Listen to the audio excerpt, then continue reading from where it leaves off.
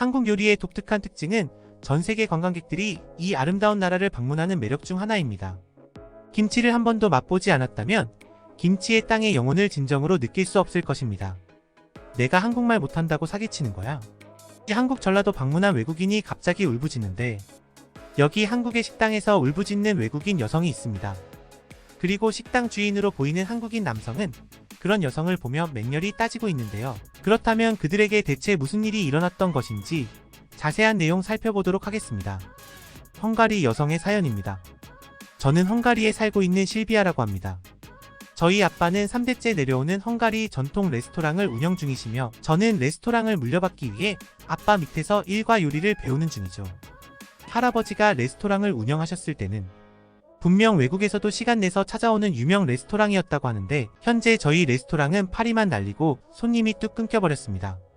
아빠는 전 세계적인 경제 위기 때문에 손님이 끊긴 것이라며 시간이 지나면 해결될 테니 너무 걱정하지 말라고 말씀하셨지만 제 생각은 조금 달랐어요. 저는 저희 레스토랑이 위기를 맞은 까닭은 아빠의 방식이 너무 옛날식이기 때문이라고 생각했거든요. 아빠는 할아버지의 방식에 너무 집착하셨는데 저는 저희 레스토랑의 음식만 전통을 따르면 되지 레스토랑의 운영 방식까지 구식일 필요는 없다고 생각했죠. 어쨌든 아빠의 호언장담과는 달리 저희의 상황은 정말 최악으로 치닫고 있었기 때문에 저희가 언제까지 버틸 수 있을지도 장담할 수 없는 상황이었습니다.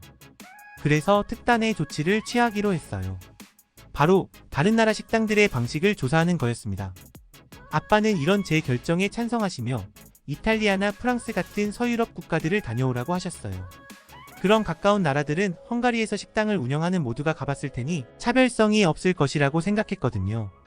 그 대신 저는 요즘 떠오르는 국가를 선택했습니다. 최근에 요리에 관해서 폭발적인 성공을 거둔 나라는 그만의 성공의 이유가 있을 거라고 판단했거든요. 그 나라는 바로 한국이었고 한국을 들르면서 아시아의 전통 요리 강국이라는 일본도 들르기로 했죠. 아무래도 헝가리에서 일본으로 가는 비행기 편이 많았기 때문에 저는 막중한 책임감을 안고 일본으로 먼저 떠났습니다. 일단 저는 일본의 대도시에 있는 식당이 어떻게 운영되는지부터 조사하기로 했는데요. 저는 일본에서의 첫 식사를 기분 좋게 시작하고 싶었기 때문에 큰맘 먹고 고급 식당으로 향했습니다. 사실 저희 집 형편에 고급 식당은 정말 부담이 되었던 게 사실이었지만 제가 일본으로 떠나기 전 아빠가 일본의 지역 카페를 구해다 주신 덕분에 고급 식당에 가볼 수 있었죠. 이 지역 카페는 일본 여행을 갔다가 깜빡하고 사용하지 못한 손님이 아빠에게 저렴하게 판매했다는데 저로서는 좋은 일이었습니다. 어쨌든 일본의 고급 식당은 인테리어도 훌륭했고 종업원들도 몹시 친절해서 저는 좋은 시간을 보내고 자리에서 일어났습니다. 그런데 정말 믿기지 않는 일이 일어나기 시작했어요. 총 금액이 9,900엔이라는 종업원에게 저는 1만 엔짜리 상품권을 건넸는데요. 그런데 이 종업원은 웃는 얼굴로 말하더군요. 손님, 이 상품권은 100% 전부 사용해야 합니다. 따라서 100엔이 남은 이 경우에는 사용이 힘들 것 같습니다. 저는 황당했지만 대답했죠. 그래요. 그렇다면 잔 돈을 받지 않겠습니다. 그러나 종업원은 여전히 이해할 수 없는 말을 하더군요. 아니요. 잔돈을 받지 않으셔도 어쨌든 이 금액 전부를 사용하지 못하셨으니 이 상품권 사용은 불가능합니다. 저는 너무나도 어이가 없었습니다. 아니, 제가 더 많은 요금을 지불하겠다는데 왜 거절하시는 거죠? 그러자 종업원은 당연하다는 듯이 말하더군요. 그게 규칙이니까요. 그렇게 저와 종업원의 실랑이는 계속 이어졌고 결국 지배인까지 나왔지만 지배인조차 매뉴얼에 나와있지 않은 부분을 임의로 처리할 수는 없다 라는 이유로 끝까지 지역 카페 사용을 거부했습니다. 결국 저는 현금을 지불해야 했고 융통성 없는 일본의 시스템에 혀를 내둘렀죠. 이뿐만이 아니었어요. 기대하고 방문한 일본의 시골 바다마을에서는 더욱 충격적인 일을 겪어야만 했는데요. 저는 초면인 저를 마치 친딸처럼 다정하게 대해주는 아주머니를 믿고 어떤 해산물 식당에 들어가게 되었습니다. 그리고 메뉴판에 보이는 생선 모듬 요리가 먹음직스러워 보여서 주문했죠. 물론 4,000엔이라는 거금을 드려야 했지만 바닷가 마을이라 비싼가 보다 싶었고 무엇보다 저는 친절하신 일본인 아주머니를 믿었습니다. 그런데 그렇게 나온 생선 요리는 미리 만들어놨는지 몹시 차가웠고 제 입맛에도 맞지 않아서 거의 다 남겨야만 했습니다. 저는 단무지나 락교 같은 그나마 입맛에 맞던 사이드 반찬만 먹어야만 했죠. 그런데 그렇게 식사를 마치고 계산서를 받아보니 25,000엔이 청구되어 있더군요. 저는 너무도 황당해서 아주머니께 계산서를 잘 못 가져다 준 것 같다고 말했으나 방금 전까지만 해도 온화한 미소를 보이시던 아주머니는 제 말을 듣자마자 표정이 바뀌더니 그 가격이 맞다며 메뉴판을 다시 한번 확인해 보라고 하시더군요. 그리고 메뉴판 가장자리에는 매우 작은 글씨로 한 마리 기준이라는 문구가 적혀 있었습니다. 즉 저는 조그마한 생선 6마리를 주문했고 단무지나 락교 등 사이드 메뉴도 추가적으로 주문했으니 25,000엔을 내야 한다는 것이죠. 저는 아주머니가 온화한 표정으로 단무지가 더 필요하냐고 물어봤기 때문에 그렇다고 대답한 것일 뿐인데 이렇게나 많은 추가 요금을 지불하는 게 말이나 되는 것이며 도대체 메뉴판에 마리당 가격으로 표시하는 경우가 어디에 있는지 저는 너무나도 화가 났습니다. 그리고 무엇보다 인간에 대한 실망감이 극에 달한 저는 아주머니에게 맹렬히 항의했죠. 그러나 이 사기꾼 아주머니는 눈 하나 깜빡하지 않았고 결국 근처에서 수영을 즐기고 있던 외국인 커플이 제게 다가와서 말하더군요. 그렇게 화내봤자 소용없을 거예요. 여긴 시골이라 그런지 말이 안 통해요.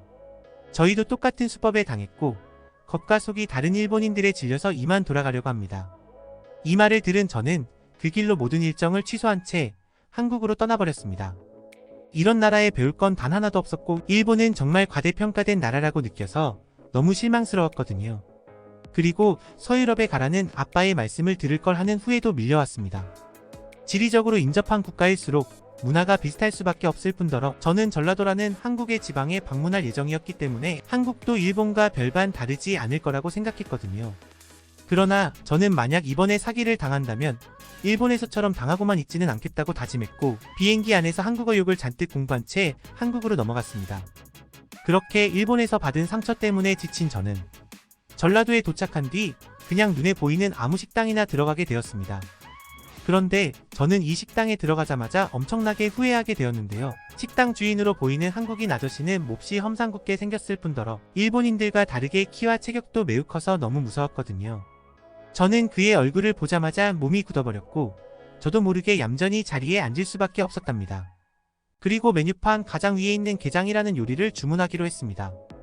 일본의 종업원과는 다르게 이 한국인 아저씨는 겉으로라도 친절하려고 노력하지 않았는데요. 이런 특징은 그의 외모와 맞물려 제게 더욱 두려운 감정을 안겨주었습니다. 그래서 떨면서 물었죠. 저기, 이게 요리 개 하나당 가격인가요? 아니면 개 요리 전체의 가격인가요? 그런데 그는 제 말을 도저히 알아듣지 못한 모양이었습니다. 이거 번역기가 잘 못된 것 같은데 개 하나당 가격이 대체 무슨 소리예요? 그러고는 험상궂은 표정으로 주방으로 들어갔어요. 저는 이 남자에게 속았다는 걸 직감했지만 이대로 도망쳤다간 낯선 타지에서 험한 꼴을 당할 것만 같은 기분이 들었기 때문에 그저 덜덜 떨면서 가만히 요리를 기다렸습니다. 그런데 이 아저씨는 대놓고 사기를 치기 시작했어요. 갑자기 제가 시키지도 않은 반찬들을 마구잡이로 가져왔거든요. 각종 채소부터 해서 삶은 돼지고기나 생선 요리 등 식탁에는 각종 요리들로 꽉 차기 시작했고 결국 식탁의 공간이 부족해서 몇몇 요리들은 의자에 놓아야만 했죠. 이쯤 되니 저는 한 가지 생각이 들기 시작했습니다. 어차피 이 아저씨는 일본인들처럼 내가 시키지도 않은 요리에 대한 값도 전부 청구할 거야. 이왕 이렇게 된 이상 이 음식들을 전부 먹어 치움으로써 식당에 손해를 입혀주겠어. 그렇게 저는 제가 시키지도 않은 반찬들을 전부 흡입하기 시작했는데 이 음식들은 생각 외로 너무나도 맛있었고 제 입맛에도 잘 맞더군요. 저는 순간 이 정도 퀄리티라면 오히려 사기를 당한 것이 잘된 일일 수도 있겠다는 생각까지 했을 정도니까요. 그러나 그런 기쁨도 잠시 제게 두 번째 시련이 닥쳐왔습니다.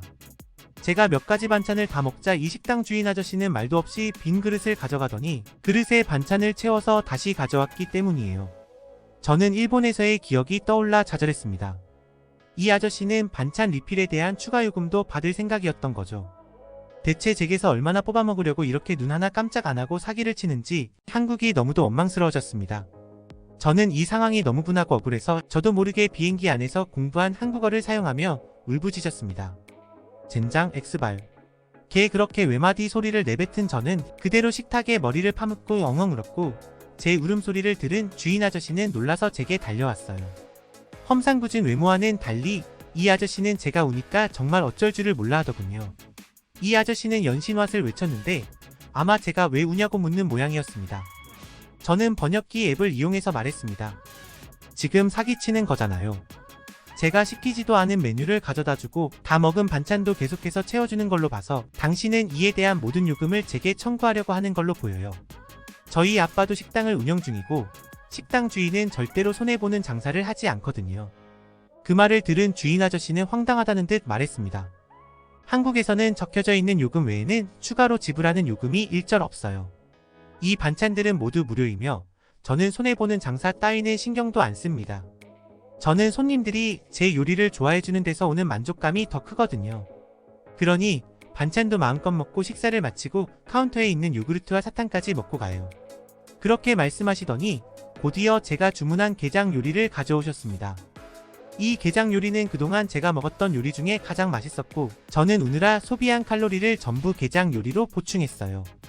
그리고 아저씨는 저처럼 많이 먹는 젊은 여자는 처음 본다며 인자한 미소를 지으셨고 제가 복스럽게 먹는 모습이 마음에 든다며 요구르트도 3개나 주셨어요. 물론 금액도 메뉴에 적혀있는 금액만큼만 받으셨죠.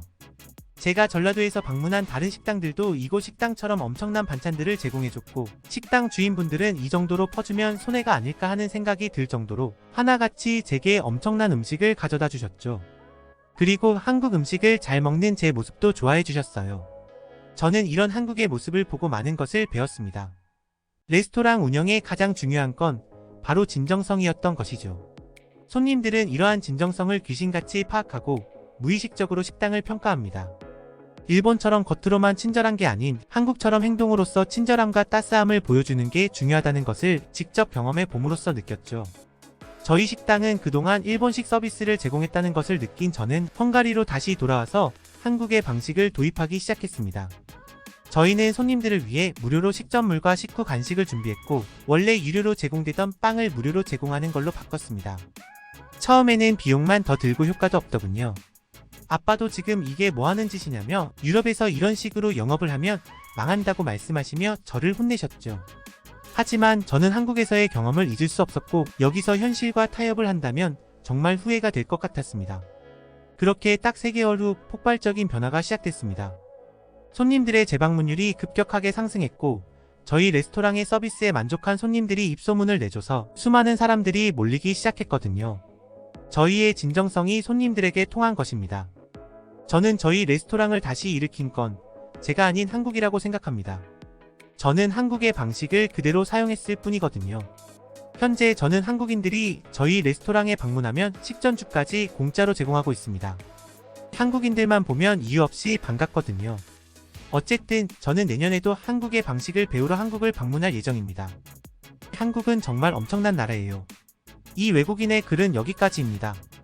한국 방식을 이용해 대박을 낼 수 있었던 헝가리 여성의 사연이었습니다. 결국 프랑스 파리에 있는 식당보다 대한민국 시골 식당이 더 맛도 좋고 인심도 좋다는 결론.